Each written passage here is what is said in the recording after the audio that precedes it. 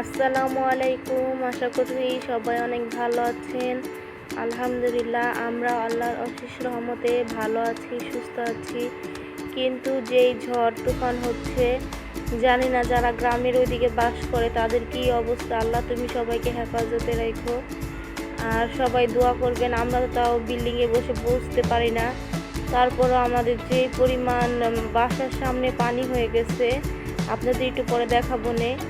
রাত্রে দেখলাম, সকালে দেখলাম এই অল্প একটু পানি, তারপরের দিন সকালে দেখি পুরা মাজা পর্যন্ত হয়ে গেছে, এরকম অবস্থা।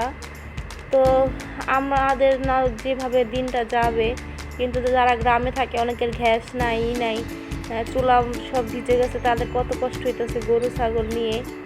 তো যাই হোক, সবাই দোয়া করবেন সবার জন্য, আল্লাহ যেন এই ঝড় তুফানের থেকে সবাইকে আল্লাহ ভালো রাখে, কারোর জন্য কোনো ক্ষয়ক্ষতি না হয়। তো এই যে বৃষ্টির ভেতরে বাবুর আব্বু আবার মুড়ি আর চানাচুর এনেছিল, বললো যে মাখিয়ে দাও।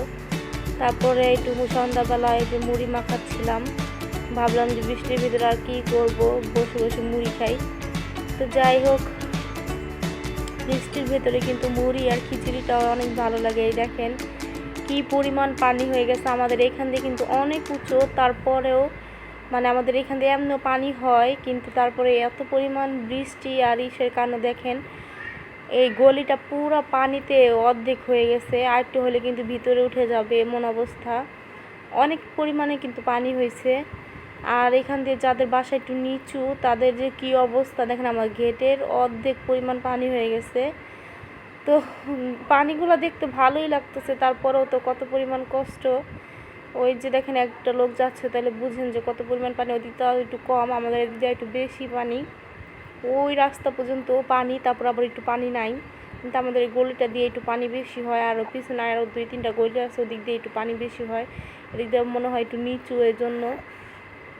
তারপরে গ্রামেও আম্মুকে ফোন দিছিলাম, আম্মু বললো যে অনেক পরিমাণ পানি হয়েছে, নদীতেও নাকি পানি অনেক বলছে। এই দেখেন আমাদের জানালা দেখা যাচ্ছে এই বাসায়, এই আপুদের বাসাটায় অনেক পরিমাণ পানি হয়েছে, তাদের ঘরেও পানি ঢুকছে, তাদের অনেক পরিমাণ কষ্ট হইতেছে, গাছগাছালা সব নষ্ট হয়ে গেছে। এদিক দিয়ে আবার ছেলে আর মেয়ে ঝগড়া করতেছিল, ওই তো বাচ্চা বুঝে না, বলে আম্মু আমাকে মারতেছে। আল্লাহ হাফিজ। বেকুব দেয় না, আর কি দেয় না, কোক দেয় না। এই তুমি কোক দাও না কেন? হ্যাঁ, কোক দাও না কেন? তোমার কি দেয় না?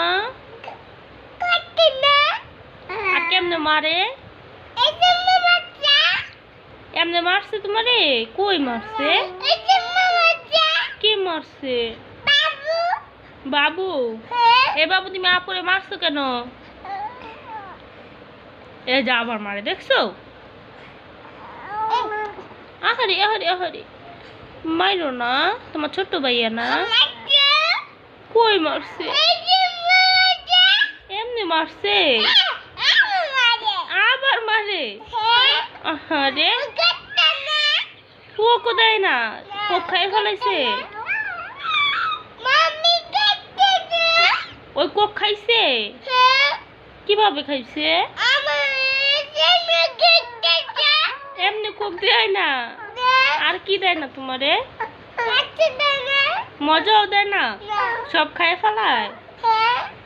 থাক, বাবা এলে বলে দিও। হ্যাঁ, তোমার কোক দেয় না?